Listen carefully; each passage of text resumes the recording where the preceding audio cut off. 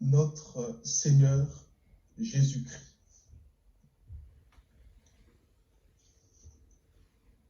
Lorsque nous nous levons le matin, qu'est-ce qui nous motive pour attaquer la journée que nous allons vivre? Qu'est-ce qui nous motive en premier? Non pas ce qui devrait nous motiver, mais ce qui nous motive réellement. Est-ce la pensée de savoir que l'on va aller au travail? Est-ce la pensée de savoir que l'on va prendre nos enfants dans nos bras? Est-ce la pensée de savoir que l'on sera dans les bras de notre conjoint? J'en passe, et des meilleurs. Mais chacun peut donner sa réponse à ce qui nous est posé comme question. Mais une réponse devant notre Seigneur, de manière honnête. Quelle est notre motivation tous les matins lorsque nous nous levons?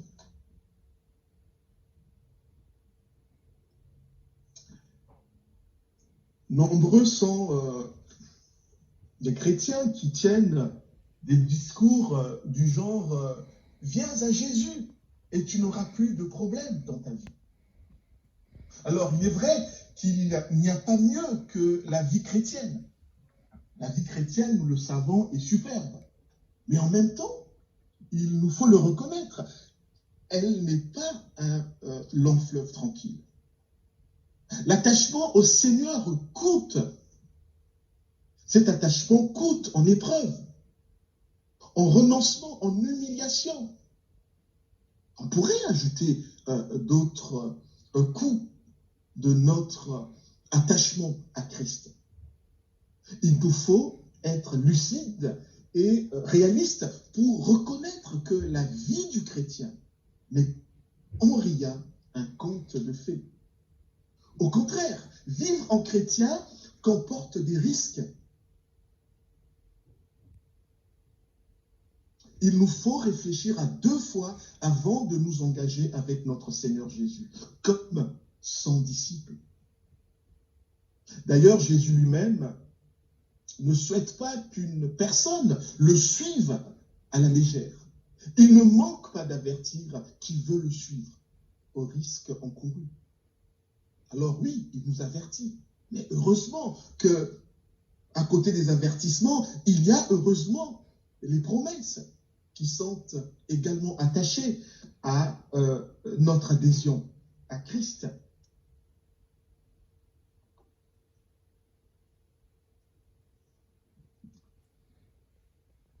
Je vais vous raconter, je l'ai déjà raconté ici, ce que méditait une chrétienne lors d'une de ses méditations en Matthieu chapitre 10, les versets 37 à 39. Alors, je tiens à avertir chacun que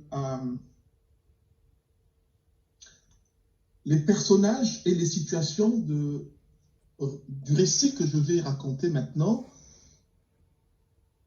toute ressemblance avec des personnes ou des situations existantes ou ayant existé ne saurait être que fortuite. Après cet avertissement, je peux raconter cette histoire. Donc c'est une dame, une chrétienne qui, après avoir médité donc ce texte de Matthieu chapitre 10, versets 37 à 39, que nous aussi nous pouvons lire. Je lis dans la version du Semeur. Alors je ne sais pas si cette dame avait lu dans la version du Semeur, mais toujours est-il qu'elle avait lu la parole de Dieu. Celui qui aime son père ou sa mère plus que moi n'est pas digne de moi. Celui qui aime son fils ou sa fille plus que moi n'est pas digne de moi. Et celui qui ne se charge pas de sa croix et ne me suit pas n'est pas digne de moi. Celui qui cherche à sauver sa vie la perdra. Et celui qui aura perdu sa vie à cause de moi la retrouvera. Donc, suite à cette lecture, cette dame se dit, mais je ne comprends pas ce que je lis. Pourtant, notre Seigneur Jésus est venu nous apporter la paix et la réconciliation. Comment se fait-il que le suivre pourrait nous opposer aux membres de nos familles? Et même lorsque je lis les versets qui viennent avant, par exemple au verset 34 du même chapitre, Jésus affirme ne pas être venu apporter la paix, mais l'épée. Comment est-ce possible? Voilà ce que se questionne cette chrétienne. Alors, le lendemain, elle rencontre son pasteur afin que ce dernier lui explique ce qu'elle a lu, qu'elle lui donne une explication. En guise d'explication, le pasteur prend la parole et se met à lui exposer bien des choses sous forme de paraboles. Voici la première parabole que lui donne ce pasteur. Il dit, dans une famille, la pratique du vaudou était au centre. Un chrétien, membre de cette famille, refusa d'être complice d'une telle pratique. Malheureusement, pour lui, toute la famille s'était liguée contre lui. Mais cela ne l'a pas empêché de continuer sa route avec le Seigneur de manière ferme. Le pasteur, en poursuivant, prend une autre parabole. Il dit, mais une chrétienne était mariée à un non-chrétien. Et celui-ci voulait que les deux puissent fréquenter des lieux qui n'étaient pas convenables pour le Seigneur. Par exemple, des clubs échangistes. Mais la femme refusait de ce genre de proposition, car ne correspondant pas à la volonté de Dieu. Évidemment, ce refus était une occasion de conflit dans le couple. Mais la femme tenait bon, à tel point que son époux se dressa contre elle. En poursuivant ces explications, le pasteur prend une dernière parabole. Il dit, il y a un chrétien qui vivait au milieu d'une famille raciste. Et ce chrétien ne partageait pas les opinions xénophobes de cette famille. La conséquence est que ce chrétien était banni de la famille parce qu'il n'épousait pas les mêmes idées que le reste de la famille. Malgré tout, le chrétien est resté droit dans ses bottes, sans faire de compromission. Alors, une fois que le pasteur a fini avec ses paraboles, la femme interpelle le pasteur en disant « Mais pasteur, où veux-tu en venir avec ces exemples ?» Et le pasteur de dire « Vois-tu, c'est de cela dont il est question dans le passage que tu as médité. Ces chrétiens pris en exemple ont été dignes du Seigneur et se sont chargés de leur croix. » Oui, Matthieu, chapitre 10, versets 37 à 39, nous pose question. Jésus est-il fauteur de troubles? Au regard de ce qui attend le chrétien dans son adhésion à Christ, est-ce que Jésus est-il fauteur de troubles? La vie chrétienne vaut-elle la peine d'être vécue? Quelle priorité pour le chrétien? Quel horizon pour le chrétien? Autant de questions pour lesquelles, je l'espère, nous trouverons des réponses tout au long de la présente méditation. Mais avant d'aller plus loin, permettez que je puisse rappeler le contexte de ce passage. Ce texte qui nous concerne ce matin, Matthieu chapitre 10, les versets 38 à 39, fait partie d'une longue séquence qui va du chapitre 9 au chapitre 11 du livre de Matthieu. Dans cette séquence, Jésus lui, le juif de Galilée et l'habitant de Nazareth, après avoir désigné les disciples qui feraient partie de la shortlist dit des 12 apôtres, eh bien Jésus les envoie en mission, une sorte de mission test, tel un test de résistance. Il les envoie auprès du peuple juif pour le représenter, lui, le Christ en particulier, et le royaume de Dieu en général.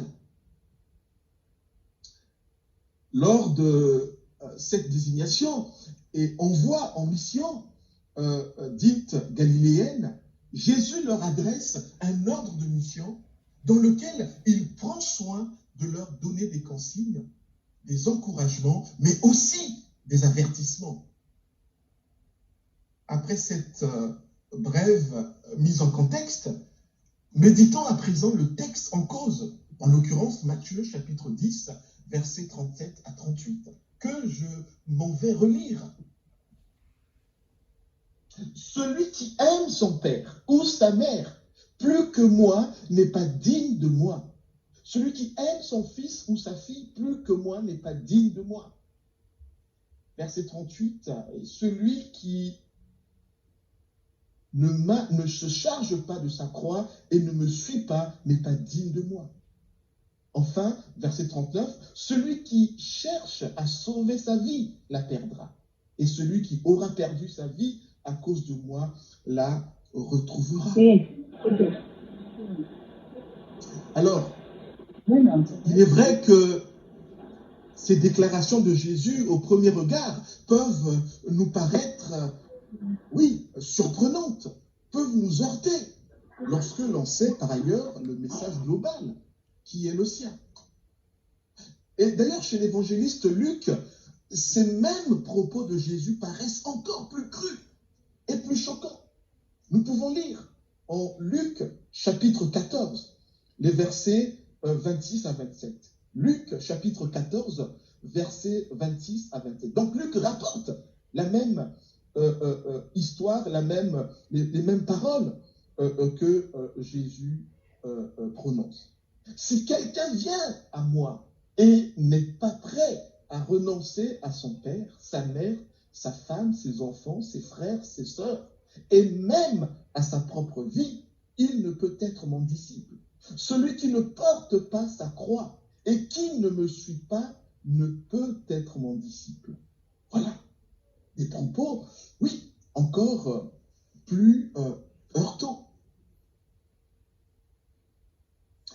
Jésus ferait-il ici l'apologie de la division au sein des foyers, voire des familles? Ou encore inciterait-il au masochisme? Pire, ferait-il la promotion du djihad? Puisqu'il invite à perdre sa vie pour la gagner. En guise de réponse, d'emblée, je dirais rien de tout ceci. Et pour en avoir le cœur net, plongeons-nous dans le texte biblique de ce matin. Être digne de Christ. Être digne de Christ. Versets 37 à 38. Oui, les ambassadeurs appréciables sont ceux qui ont des qualités requises pour occuper cette fonction. Ainsi, on dira d'un tel ambassadeur, il est digne de son président car il agit en digne représentant de son pays en général et de son président en particulier. Pour Jésus, un disciple digne de ce nom, c'est celui qui a des qualités nécessaires pour occuper cette fonction de disciple. Le disciple est digne de représenter parmi les non-chrétiens, d'une part le royaume des cieux en général, et d'autre part Jésus en particulier. Par ailleurs, le statut de disciple coûte, comme on l'a dit tout à l'heure. C'est donc en connaissance de cause que chacun est appelé à s'engager pour Christ. Cet attachement à Christ n'est pas une perte. Une récompense s'attache à ce qui peut paraître comme une perte de temps. Pour le bien de ses disciples, Jésus leur énumère les qualités exigées à un disciple pour lui être digne. Et nous allons voir ces qualités.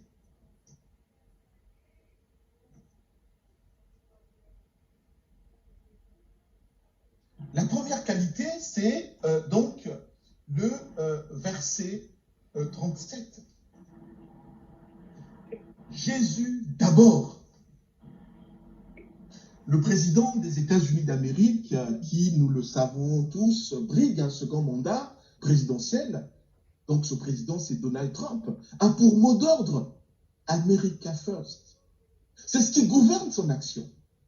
Le mot d'ordre du chrétien devrait être Christ First, Jésus-Christ d'abord. Ce qui détermine la vie chrétienne, c'est la priorité sur ses désirs, ses intérêts et sur ceux de sa famille que le disciple accorde à Jésus-Christ.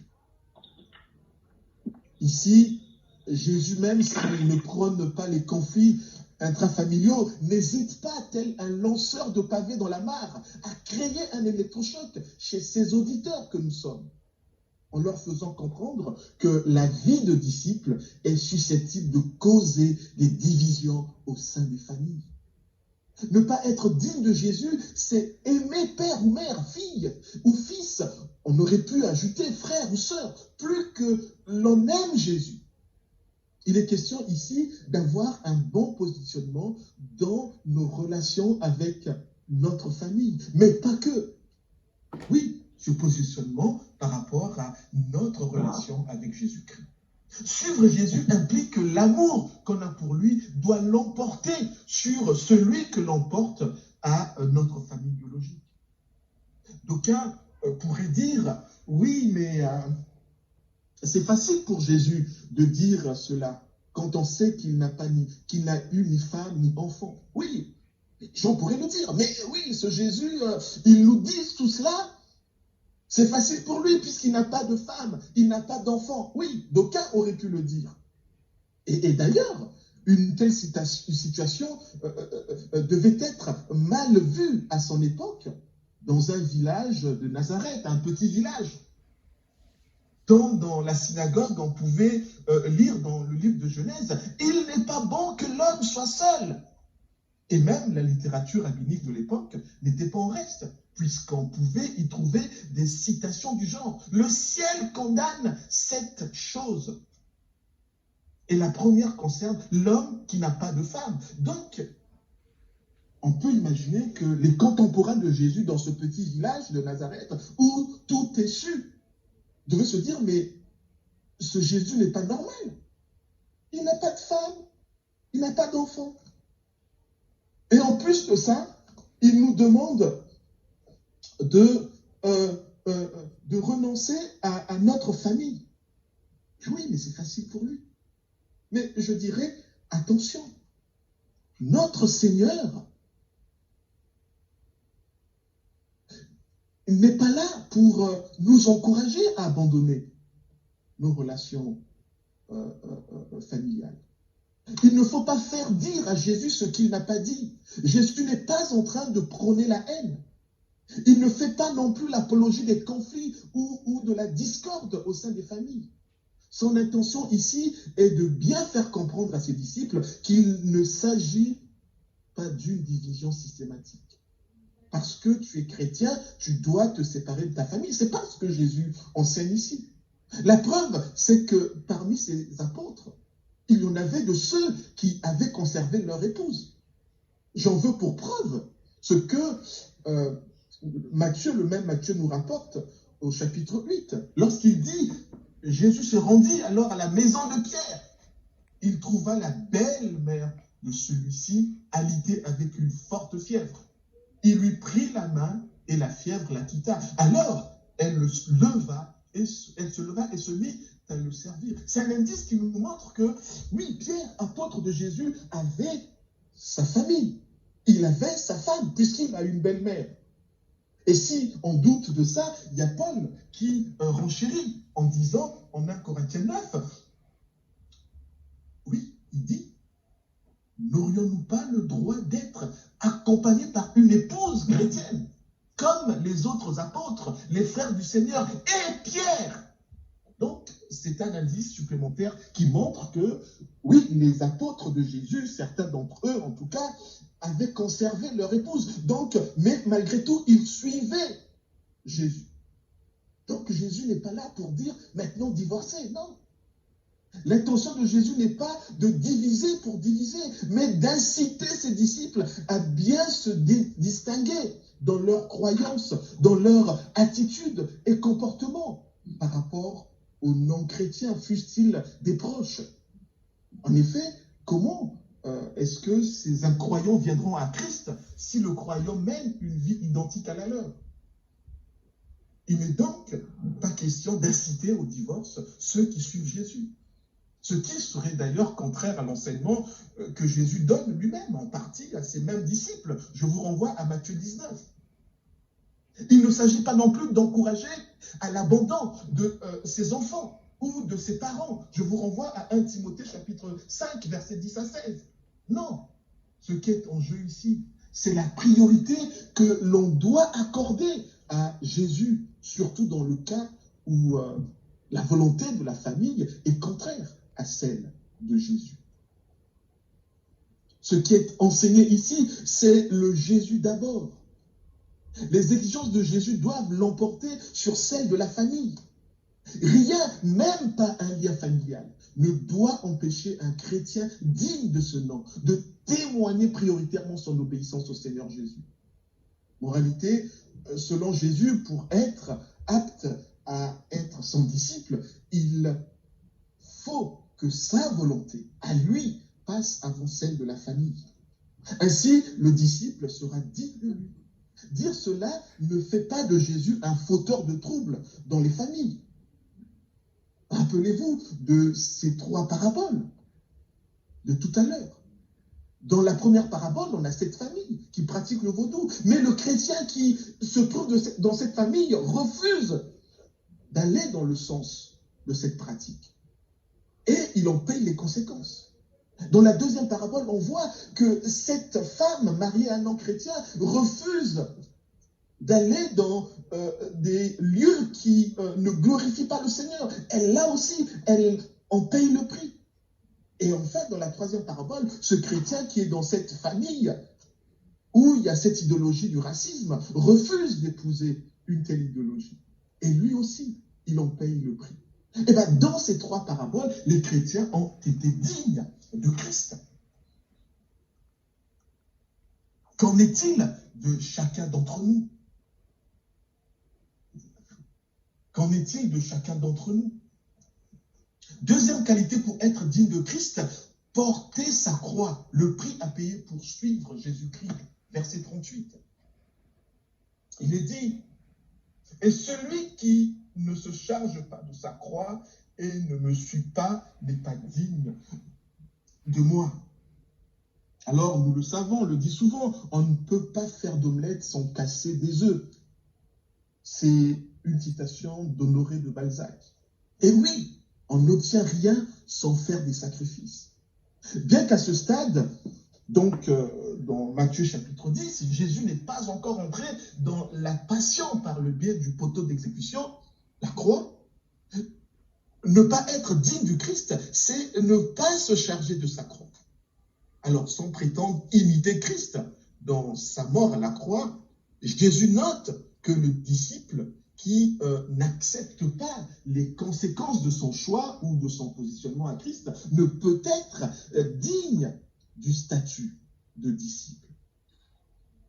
Et même si la nature et le but de la souffrance de Jésus, oui, ne sont pas ici les mêmes que ce que l'on pourrait subir en tant que disciple, il va de soi que de la même manière que Jésus a connu la souffrance, ses disciples ne seront pas épargnés. Et lui-même, il le dit. Le disciple n'est pas plus grand que celui qui l'enseigne, ni le serviteur plus supérieur à son maître. Oui, Jésus est en train de dire, si moi, votre maître, j'ai été persécuté, eh bien, vous le serez également. Ici, le disciple se doit d'accepter de payer un prix pour suivre le Christ. Ce prix à payer est l'acceptation de faire face à l'opposition familiale subie en raison de sa suivance de Christ. Il est question d'accepter de la part de ses proches les tensions, les querelles, les rejets, les hostilités et dans certaines situations plus dramatiques, hélas, la mort. On voit cela dans certains pays, tels qu'en Inde, des chrétiens qui sont victimes des atrocités de la part de leur famille parce qu'ils ont refusé de suivre la voie de la famille. Moralité, mes amis, selon Jésus, pour être apte à être son disciple, il faut non seulement que sa volonté passe avant celle de la famille, mais aussi il faut que le disciple accepte la persécution de la part de ses proches en raison de son attachement à Christ. Évidemment, on aura compris ici que cette persécution ou injustice dont peut être victime le disciple peut provenir d'autres personnes que les membres de sa famille. Il me semble que ce n'est pas être masochiste que d'accepter les conséquences de son attachement à Christ. Donc Jésus n'encourage pas au masochisme. Son intention n'est pas que le chrétien prenne plaisir à la souffrance. Non, loin de là. Troisième qualité, pour être digne de Christ, perdre sa vie pour la sauver, verset 39. Celui qui cherche à sauver sa vie la perdra. Et celui qui aura perdu sa vie à cause de moi la retrouvera. Jésus, dans son avertissement qu'il adresse à ses disciples, on vient maintenant à leur montrer que la manière de s'engager à Christ, avec sérieux ou pas, aura des conséquences dans l'éternité. Le déjà d'aujourd'hui détermine et impacte sur le pas encore de demain. Pour les besoins de notre méditation, oui, permettez que je sorte cette parole que je vais dire tout à l'heure de son contexte. Alors, ce qu'il ne faut pas faire lorsque l'on aborde un texte biblique. Jésus dit, les derniers seront les premiers et les premiers seront les derniers.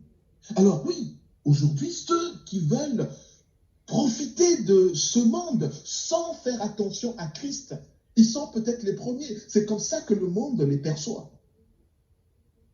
Mais oui, Jésus nous dit, les premiers seront les derniers. À la fin des années 70, voire début 80, un président congolais, pour faire passer la pilule de l'austérité, avait une maxime, vivre durement aujourd'hui pour mieux vivre demain.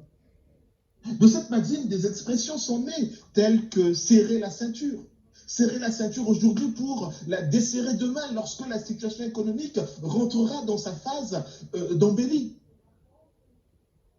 C'est vrai qu'avec la Covid-19, on pourrait remettre cette maxime au goût du jour.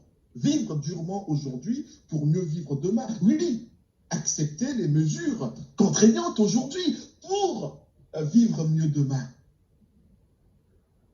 Jésus invite ici ses disciples à imprimer le fait que la vie chrétienne, qui à certains égards n'est pas un long fleuve tranquille sur terre, le sera dans la nouvelle terre. Et quand on lit Apocalypse, chapitre 4, chapitre 22, nous voyons, il est dit, puis je vis un ciel nouveau et une terre nouvelle, car le premier ciel et la première terre avaient disparu et la mer n'existait plus. Je vis la ville sainte, la nouvelle Jérusalem, descendre du ciel d'auprès de Dieu, belle comme une mariée, qui s'est parée pour son époux. Et j'entendis une voix forte venant du trône qui disait, voici la tente de Dieu avec les hommes. Il habitera avec eux, ils seront ses peuples, et lui, Dieu avec eux, sera leur Dieu. Il essuiera toute larme de leurs yeux. La mort ne sera plus. Et il n'y aura plus ni deuil, ni plainte, ni souffrance, car ce qui était autrefois a définitivement disparu. Apocalypse 21, j'ai dit 22, c'est Apocalypse 21, les versets 1 à 4. Mais en attendant Le chrétien se doit de ne pas préférer sa vie plus que Jésus. Satisfaction personnelle, creuse sa propre tombe. Si quelqu'un veut se rendre service, il a intérêt à se consacrer entièrement à Christ et sans partage. Celui qui perd sa vie à cause de Jésus la retrouvera. Celui qui perd sa vie à cause de Jésus est aussi celui qui prend sa croix et qui le suit. Alors certes, aujourd'hui et à vue humaine, ce choix de porter sa croix et de suivre Jésus peut conduire les disciples à une perte. Mais dans l'avenir, mes amis, cette perte est au fond un gain. Moïse a vécu avant l'heure en digne disciple de Christ qui, lui, s'était chargé de sa croix et a accepté de perdre sa vie pour la gagner plus tard. Nous pouvons lire en Hébreux 11. Par la foi, Moïse, devenu adulte, a refusé d'être reconnu comme le fils de la fille du Pharaon. Il a choisi de prendre part aux souffrances du peuple de Dieu plutôt que de jouir maintenant d'une vie dans le péché. Car estimait-il subir l'humiliation que Christ devait connaître, constituer une richesse bien supérieure au trésor de l'Égypte. Il avait en effet les yeux fixés sur la récompense à venir. D'autres, par contre, n'ont pas été de dignes disciples de Christ. C'est le cas de Judas Iscariote, voire de Démas. Il est dit que Démas avait abandonné l'apôtre Paul. Il avait aimé le monde présent. Oui, mes amis, celui qui perd sa vie à cause de Jésus la retrouvera. Pour autant, Jésus, loin s'en faut, n'invite pas ici à se donner la mort, sous quelque forme que ce soit, afin de la gagner au paradis. Nous sommes d'accord que Jésus-Christ n'est pas partisan du djihad. Non, il ne nous dit pas « faites la guerre en mon nom et donnez-vous la mort pour que vous puissiez gagner la vie au paradis ». Ce n'est pas ce qu'il dit. Les versets 37, 38 et 39 que nous venons d'examiner sont très liés. Oui, celui qui privilégie Christ à sa propre personne, à sa famille et aux autres relations humaines acceptera d'en payer les conséquences. Alors, la récompense l'attendra au retour du Christ. Comment ces trois versets peuvent-ils nous être utiles aujourd'hui? Celui qui se destine à parler au monde de Jésus doit s'assurer des qualités exigées à un disciple et accepter le prix à payer. Notre vie de chrétien, notre témoignage et notre évangélisation en milieu païen nous coûtera tôt ou tard. De manière générale, le livre de Matthieu, dont nous sommes en train de méditer un extrait, se préoccupe de la mission des chrétiens dans le monde. Et nous trouvons l'expression suprême de cette mission en Matthieu 28, les versets 18 à 20, où il est dit « Allez donc dans le monde entier, faites des disciples parmi tous les peuples, baptisez-les au nom du Père, du Fils et du Saint-Esprit, et enseignez-leur à obéir à tout ce que je vous ai prescrit. Et voici, je suis moi-même avec vous, tous les jours jusqu'à la fin du monde. » Cette mission, mes amis, qui consiste à aller vers les non-chrétiens proches et lointains pour leur apporter le regard de Jésus, la bonne nouvelle du royaume des cieux, par le moyen de la vie de chaque chrétien en tant que témoin, ainsi que par le moyen de la proclamation. Oui, et cette vie de témoignage, cette vie de prophète, en quelque sorte, nécessite des conditions que doivent remplir les témoins du Christ que nous sommes. Oui, nous sommes tous prophètes en ce sens que nous parlons de la part de Dieu. Nous sommes les porte-parole de Dieu dans la société où il nous place. Ces conditions utiles pour transmettre la bonne nouvelle de la venue de notre Seigneur dans le monde, pour le salut de quiconque place sa confiance en lui, nous sont présentées justement dans le chapitre 10. du même livre. Et notre passage, Matthieu chapitre 10, les versets 37 à 39 de ce matin, fait partie de ce préalable à la mission. Le fait, ce que je dis, ne faites pas ce que je fais, n'est pas compatible avec le témoignage.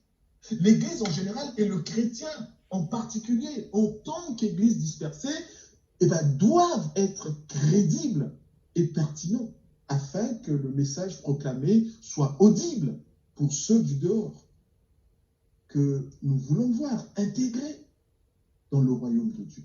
Cette crédibilité, mes amis, passe par la qualité de nos vies en tant que chrétiens. En tant que chrétiens, même si nous sommes encore des pécheurs, gracieux, nous ne devons pas vivre le contraire de ce que nous prêchons. Oui, chacun de nous prêche la parole de Dieu lorsqu'il la partage à autrui. Nous sommes appelés à éviter les obstacles qui viendraient nuire à notre témoignage. Le monde a besoin de voir la cohérence entre notre discours et nos actes. La proclamation de l'évangile nécessite des paroles et des actes. Parmi les obstacles et freins que nous devons éviter, il y a ce que Jésus mentionne dans sa mise en garde, dans le texte de notre méditation de ce matin. Nous ne devons pas aimer nos proches, père, mère, fils, fille, sœur, frère, j'en passe, et des meilleurs, plus que nous aimons le Seigneur. Imaginez que nous évangélisions un membre de notre famille et que nous faisions le contraire de ce que nous lui disons. Ce membre de notre famille nous trouvera incohérents et pas sérieux dans notre engagement pour Christ. La conséquence, c'est qu'il ne sera pas engagé à nous rejoindre dans notre foi. À l'inverse, si nous montrons à ce proche qu'il est préférable de craindre Dieu plutôt que les hommes, donc en refusant de vivre comme lui, loin de la volonté de Dieu, même s'il se fâche contre nous et que nous en subissions quelques méfaits, ce membre de la famille remarquera notre cohérence et donnera du crédit à notre discours. Et qui sait, lorsque le Seigneur le visitera. C'est à juste titre que Pierre dit « Ayez une bonne conduite au milieu des païens, ainsi dans les domaines même où ils vous calomnient en vous accusant de faire le mal.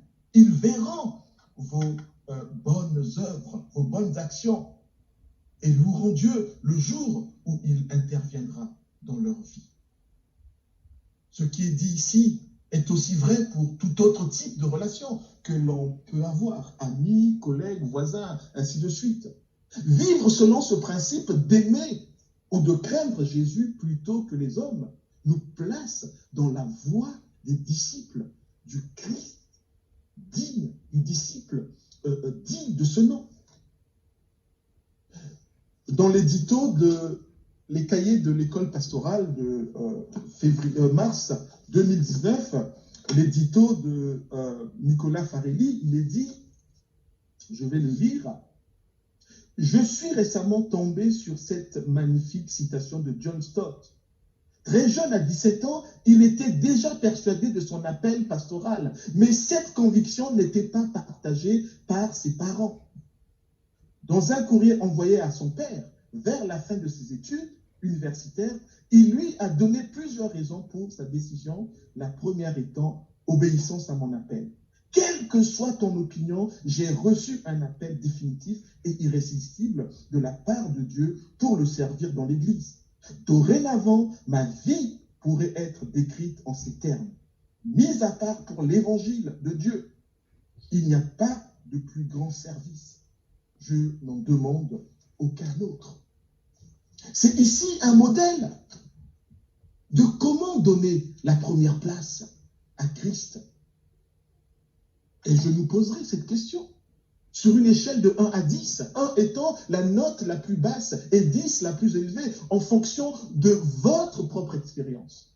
Comment évaluerez-vous dans les faits l'amour que vous avez pour Christ et l'amour que vous portez à vos proches? Il va de soi que refuser de suivre notre monde, mais plutôt Jésus, n'est pas sans conséquence. Nous l'avons vu. Les souffrances accompagneront tôt ou tard le véritable disciple. Plusieurs, même parmi nos proches, s'opposeront au message du Christ. L'acceptation de ces souffrances est une manière pour nous de porter notre croix. L'apôtre Paul nous dit, « J'estime d'ailleurs qu'il n'y a aucune commune mesure entre les souffrances de la vie présente et la gloire qui va se révéler en nous. » Imaginez, qu'un chrétien qui, dès la première épreuve, renie sa foi. Comment voulez-vous que le monde prenne ce chrétien au sérieux et soit incité à placer sa confiance en Christ? Là encore, vivre selon ce principe d'acceptation du prix à payer pour suivre Jésus fait de nous des personnes en marche vers des disciples dignes de ce nom. Prenons exemple sur nos frères et sœurs qui font partie de l'Église persécutée. Nous devons aimer Jésus plus que nous nous aimons nous-mêmes. Non pas que nous devons vivre notre vie ici-bas entre parenthèses. Il ne s'agit plus de ne pas aller au restaurant, de ne pas... Enfin, quoique aujourd'hui, avec le Covid, il faut s'en méfier. Mais ici, Jésus ne nous dit pas ne fréquentez plus les restaurants, n'allez plus au cinéma. Il n'est pas en train de dire maintenant vivez comme un ascète. Non, ce n'est pas ce qu'il dit. Mais en même temps, nous devons nous considérer comme des voyageurs sur cette terre et que notre patrie est aux cieux. Par conséquent, nous devons fixer nos regards sur les choses éternelles plutôt que sur celles du moment. De toute votre pensée, tendez vers les réalités d'en haut et non vers celles qui appartiennent à la terre. Car vous êtes morts et votre vie est cachée avec Christ en Dieu. Lorsque Christ apparaîtra, lui qui est votre vie, alors vous paraîtrez, vous aussi, avec lui, dans la gloire. Sur une échelle de 1 à 10, 1 étant la note la plus basse, 10 la plus élevée, en fonction de votre propre expérience. Comment pouvez-vous évaluer dans les faits l'amour que vous avez pour Christ et l'amour que vous portez pour vous-même? Notre consolation, c'est aussi de réaliser que Jésus n'exige pas de nous rien qu'il n'ait subi lui-même. Il nous a précédés dans toute forme de souffrance. Par conséquent, il est à même de comprendre notre souffrance. Oui, mes amis.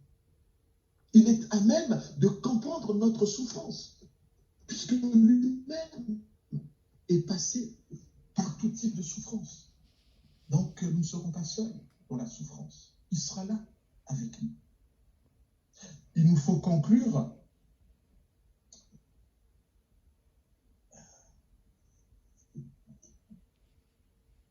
qu'on ne s'y trompe pas. Dans le texte que nous venons de méditer, Jésus, bien que pour la paix, ne manque pas de nous montrer que par sa parole, est aussi une épée qui tranche afin que les uns et les autres puissent se positionner. On ne peut pas faire de demi-mesure. Il n'y a pas de zone grise. Soit on est avec Christ, soit on ne l'est pas. Mais il faut choisir. Celui qui le choisit fait le bon choix. Et il se doit d'allier ses paroles à ses actes, afin que le message du Christ et de son royaume soit crédible et audible dans notre monde. Ne cherchons pas à nous accrocher à cette vie en focalisant d'abord notre énergie dans la recherche des plaisirs, du pouvoir, de la célébrité et pourquoi pas de la sécurité matérielle et financière. Focalisons-nous d'abord sur Christ. Le meilleur nous attend. Le changement, c'est maintenant pour une vie meilleure ensuite. Jésus dit, recherchez premièrement le royaume de Dieu et sa justice. Et tout ce qui suit vous sera donné par la suite. Focalisons-nous d'abord sur le Christ. Le meilleur nous attend. Soyons à la remorque de Christ. C'est-à-dire, laissons-nous diriger ou guider par lui. C'est ça aussi suivre Jésus. Soyons à sa remorque. Pour terminer, je voudrais que l'on puisse ensemble savourer un extrait de la lettre de Paul qu'il adresse aux chrétiens de Philippe. L'important, c'est Christ. Enfin, mes frères et sœurs,